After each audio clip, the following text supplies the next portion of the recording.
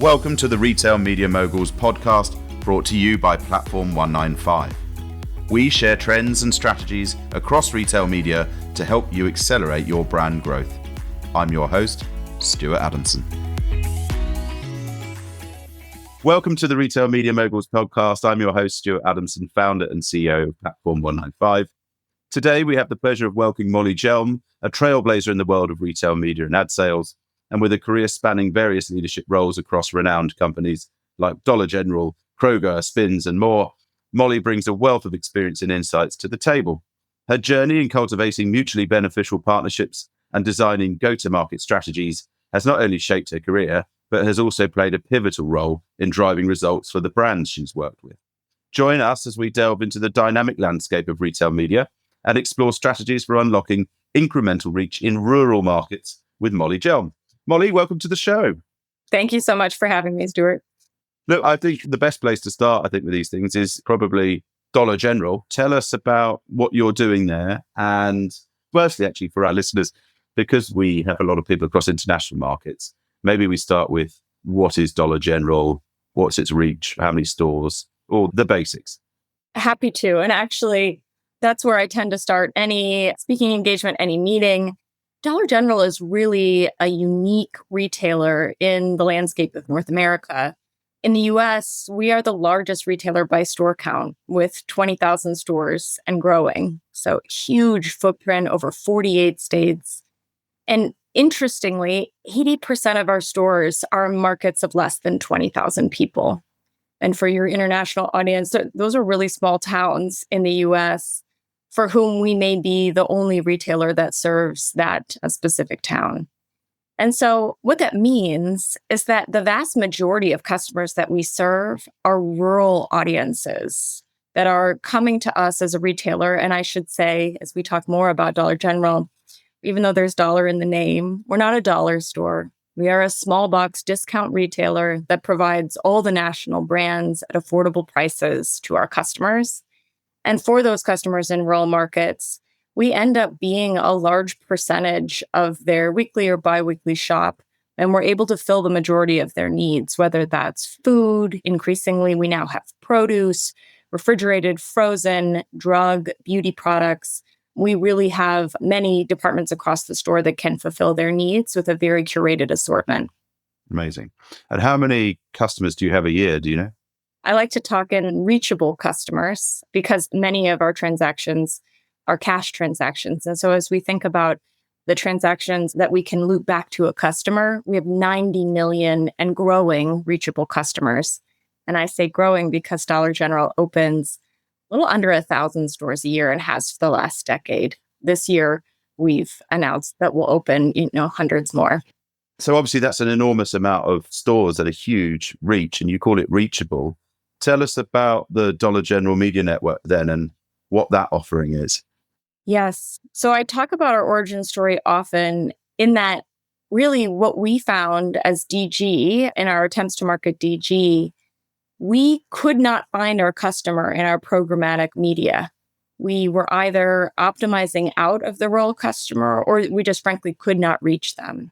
And so out of that need to be able to deliver value to our own customer base in rural, we developed our first-party data strategy, which has allowed us then to be able to reach and deliver value to our specific rural customer. In doing so, we knew there was value for advertisers as well. Amazing. So what are you offering to suppliers and advertisers then in order to reach those customers? Our strategy in building our portfolio has been all about connecting with our customer wherever they're spending their time.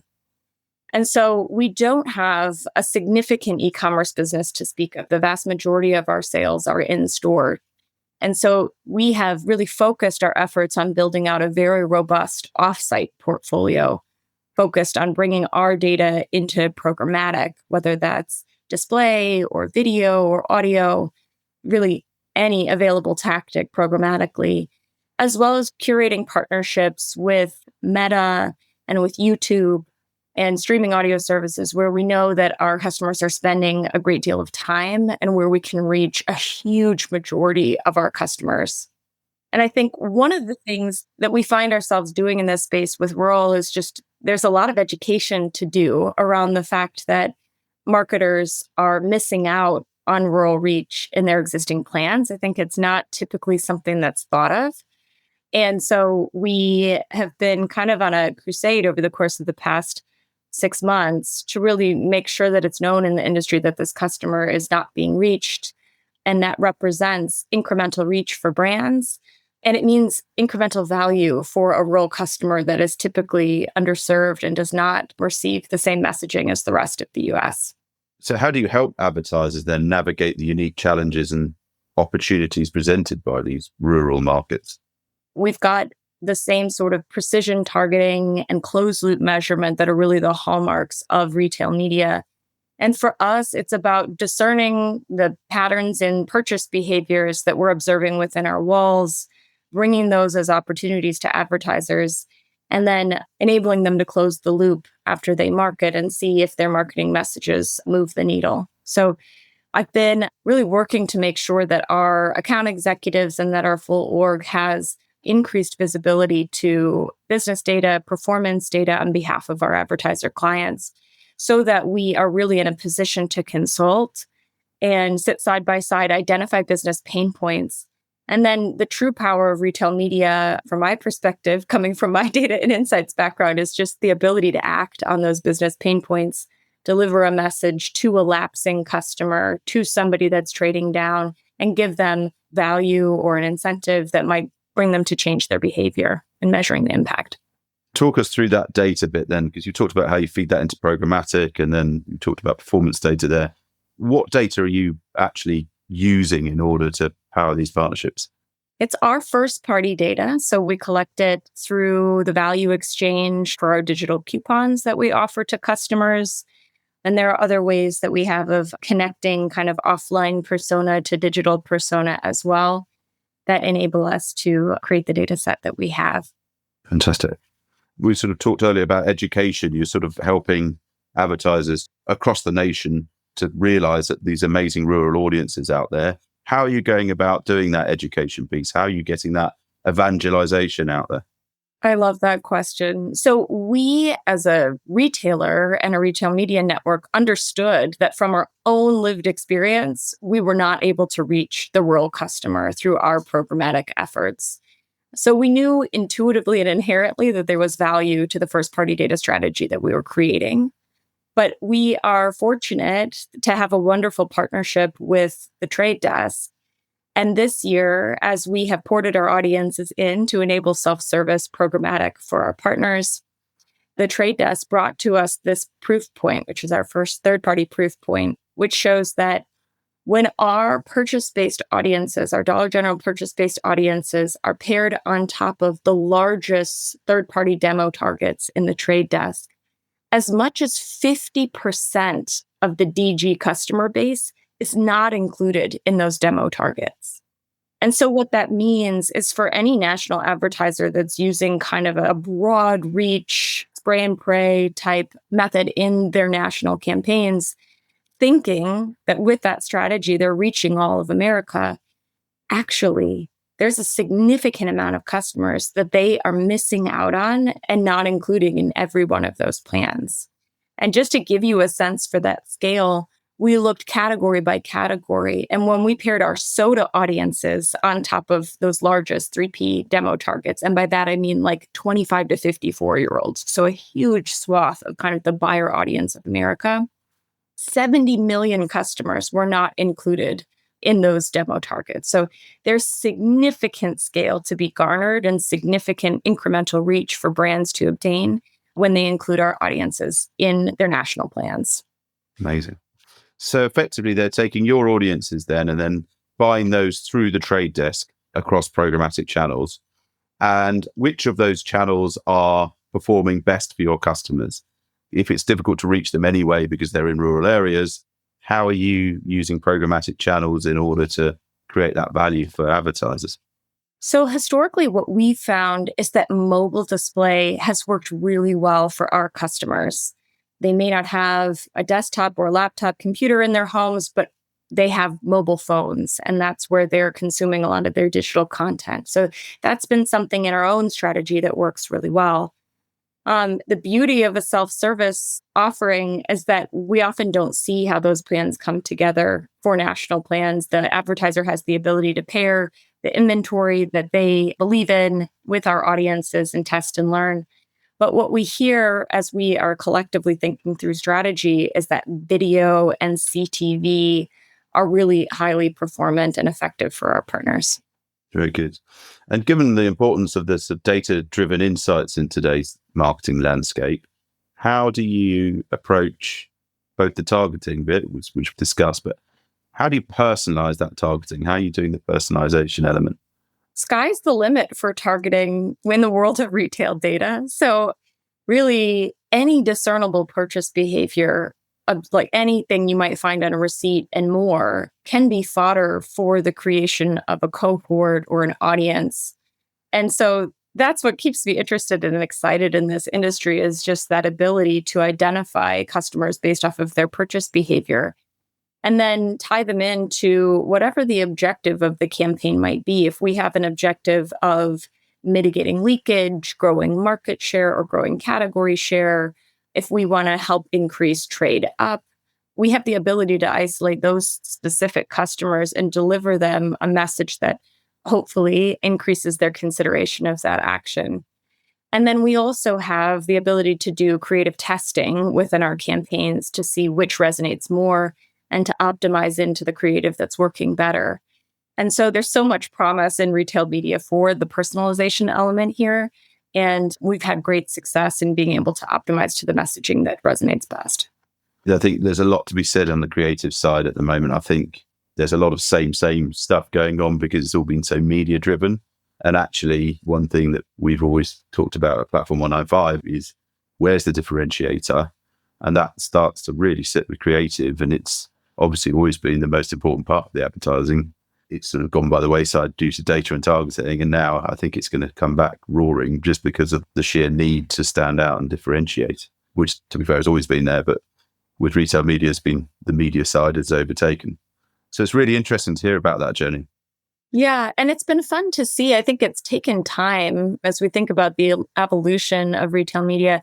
It's taken time for shopper marketers and sales teams to really understand the power and the nuance of retail media as a lever to drive specific business outcomes. I would say we have evolved pretty significantly in that journey. There's probably still room to go, but to the point where now that type of just really thinking through the insights supporting your audience strategy and the why, and then KPIs that are the luxury of retail media, like iROAS, are now table stakes in shopper marketing plans where they were unknown, and we were really working hard to explain them even just a few years prior. So that has been exciting to observe in the industry as pertains to the precision targeting aspect here.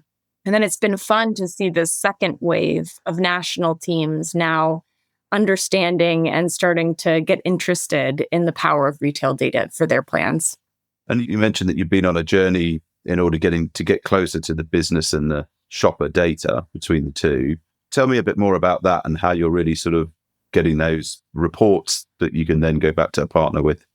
We've been on a journey, and that journey has been, we have had a significant amount of data that we as an organization have had available to us, but it hasn't necessarily been in user-friendly or business-friendly, accessible platforms. And so I'm lucky that here at DG, we have such a wonderful data science team and a tech team. And they have helped me pursue this initiative, which we're calling a democratization of data, which allows us now, the account executives and our planners and our insights teams have access in reporting dashboards to the business performance of all of our advertisers in store, not just as pertains to advertising and how their advertising is performing, but also what's the landscape that they're navigating within our stores, and what are maybe the hard or the easy conversations that they're having with merch around what's working and what isn't, and how can we play into that to help bolster their business performance at DG and beyond. So does the DG Media Network include in-store activation? As a broader umbrella, we partner with third parties, Bestcom and with Neptune for an in-store signage business. And then we also, with 20,000 stores with the footprint that we have, we're really compelled and interested in what some are calling a third wave of retail media, which is harkening back to in-store tactics and methods. And so the idea of screens in stores and the idea of audio in stores that's programmatic is really compelling and interesting and something that we're actively evaluating.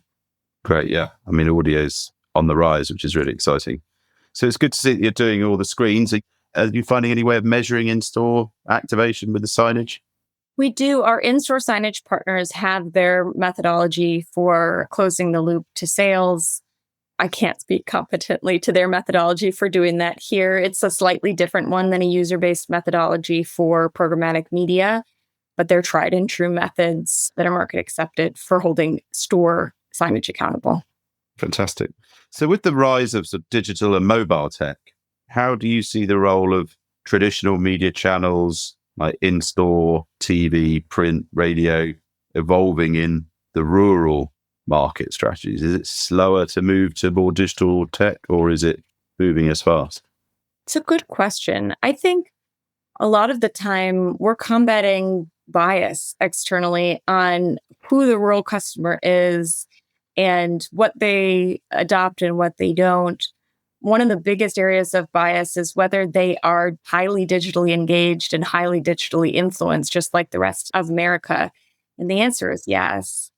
And so I think the same dynamics for TV, traditional linear TV and traditional radio, that fragmented attention of Americans that is making those tactics less effective is also happening in rural areas. And so a programmatic strategy where you can directly engage and connect with a known customer is really important and effective, not just in metropolitan areas, but also in rural. I saw just on your LinkedIn recently that you'd done a partnership with Criteo. Tell us a bit about what you've done there. Thank you for asking. I'm hugely excited about this partnership. It is the embodiment of two things. One is our journey towards e-com and on-site, making our on-site advertising slots available to advertisers. As I mentioned before, we're really nascent in our e-commerce abilities. We've got these small footprints that are easy for folks to get in and out of. And so we are really thinking through how we launch that business. But we have 30 million monthly site visitors and growing, and we've got over 6 million app users that are highly engaged. And one of the things that we found recently is that half of those customers are in the store within 2 days of visiting the site or the app. So they are actively coming to our store and our app as they are planning their next trip in the immediate future. And so it's important, even without an e-com business, just knowing how highly digitally influenced and engaged our customer is, to intercept them right at that point as they're making that intention to shop. And so one, making that advertising inventory available to our partners is huge for their ability to drive behaviors that they seek in store. And then secondly, our launch with Criteo allows for advertisers to engage our inventory in a self-service capacity through a tech partner that they're already familiar with. And it enables them to manage, if they're going through Criteo, they also have the ability to go through us. But if they go through the Criteo platform, they then have the ability to kind of bring all their retail buys into the same place and monitor them collectively there. So it's this recognition of the power of our on-site platform and then also making it more seamless for advertisers to transact there. Fantastic. Do you have a delivery service for Dollar General, or is it literally people have to go in store in order to purchase your products? So the way that we have engaged in this space to date is really interesting. We have this unique and kind of best-in-class partnership with DoorDash as a delivery and fulfillment service for our shopper. And so those who are engaged with DoorDash can go in and see our items reflected, our assortment reflected in DoorDash, and have the ability to transact. And we also, as a media network, have the ability to deliver shoppable ads that link through to DoorDash for the opportunity to shop our products. Now, going forward, of course, we're evaluating what the right e-com strategy will look like for a customer that is so value oriented, knowing that value can mean both money and saving people time. And so this partnership with DoorDash is something that's actively enabled us to assess the viability of that future strategy. Yeah, and they're very advanced in the retail media space themselves as DoorDash. So we actually had a lady from Volt Ads on who are part of DoorDash a few weeks ago. It's really exciting. I think that's a great partnership to be doing, and especially if you can find a media angle to it too, with overlaying combining audiences. Yeah, there's a lot of synergy in that they have such a large breadth across the US, and so do we. So vast majority of our footprint is within delivery range of the DoorDash ecosystem. And so the symbiosis of that partnership of essentially enabling our stores to serve as distribution centers, so to speak, for their ability to connect customers to the national brands that they know and love has been really fruitful. So what's next? How are you going to grow the Dollar General Media Network? What's coming that you can talk about? There are the basics as far as how we engage our partners, leveraging the data and the democratization of data, making it kind of becoming a consulting partner and a consulting arm for our advertisers is a big part of, at least in my role in the commercially facing side, what we're doing and what we're building. And then I do think we will be actively exploring the e-com space and what that will mean at DG. And so I'm hugely excited for the potential of that, given that most retail media networks sit squarely within the e-com space, and that has been their genesis, and that has been so productive for them. And so I'm excited to see what that will do both for our advertiser partners, but also for our customers. And do the advertisers see you as a separate opportunity, given that the rest of them could all be a bit me too if they're all in the e-commerce space and it's Coca-Cola advertising? Do they see your audiences as a niche segment and an opportunity to expand that? They do. And I'm so compelled about our point of difference here. And that's why I'm here. And what gets me out of bed in the morning is just this isn't just another retail media network that has customers that are all in the same towns, shopping the same retailer down the street, the big box retailer, the grocery retailer, et cetera. We really are in these places where we are the primary retail option for these customers. We have access to a customer base that is totally deduplicated and incremental versus those other retail media networks. And so I see this complementary strategy of do your demo targeting, bring in your own first party data as an advertiser, bring in other retail media networks. We're not afraid of that. We encourage that. And that's kind of part of how we've gone to market with self-service. And then deduplicate all that from our audience and make sure that our audience provides that incremental reach in rural. And so we've actually partnered with the Trade Desk on something that will be coming soon to the market. It's an alpha now, where we are creating demo segments off of the DG first party data so that if you are doing a demo targeted data strategy in your national plans, you can complement it and ensure that the DG rural customer, 25 to 54, or families of more than two people, are included in that national plan, and you can optimize accordingly. And so I still think there's a ton of equity building and excitement and education to do around the fact that this truly is incremental reach and that there's a lot for brands to get out of that. Yeah. And if you can just strengthen the pipes to reach them, then there's a huge add-on opportunity for these partners. Really fascinating. So you've been doing this for a while, because before Dollar General, you were at Kroger. Is that right? I'm about 10 months into this role. Okay. So how have you seen it sort of evolve in America? Because it feels like it's just been such a really slow start and then just a rapid evolution over the last sort of year, 18 months. How have you seen that evolve? I was lucky enough. I feel like I've been really just fortunate in my career to have had ties that have intersected with what would become retail media really early on. So those early threads in my career looked like using loyalty card data to create audiences and then working with other partners like the Data Logicses of the world to try to figure out how to connect the dots to online personas and reach them, and then how to close the loop.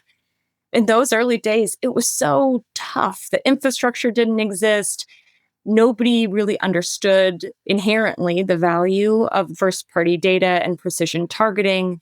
Media was still a black box. It was before Mark Pritchard had come out and really talked about media buying practices and efficiencies and wanting to be confident in who they were reaching. And so you just look at the education and the shifts and the changes and the acceleration, mostly brought on by COVID and the e-commerce businesses that were built in response. And it's exciting not to have to explain the power of 1P data anymore. And I always think when you're sitting with a first-party data asset, sky's the limit. The opportunity is vast as new partners arise, as customers are spending their time on new platforms. The ability to create those partnerships by pairing up data sets is really infinite and exciting. And so I think we'll continue to see evolution and change, but I think we're well prepared for that change. Great. Should we talk about trends quickly? I mean, how do you see the future of retail media evolving now?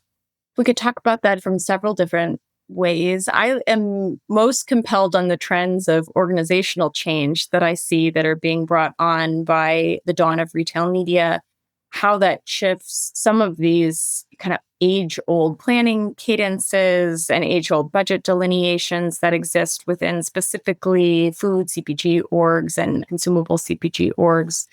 It's been slow going, but the rapid transformation of this space has really forced some of those conversations and some of those shifts. And what it means is greater efficiency for those budgets over the long run and better collaboration and integration national through to shopper, which I'm excited for us to fully realize.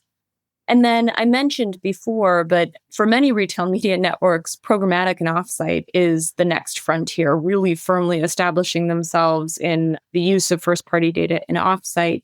They're calling that the second wave of retail media from the trades that I read, but really solidifying our place in national investment considerations, I've heard, is third wave. And we're seeing, as a retail media network that really got our start in offsite media, we're seeing that accelerate maybe sooner than some others in the market, or maybe the adoption is happening all at the same time. But it's been really exciting to see the traction.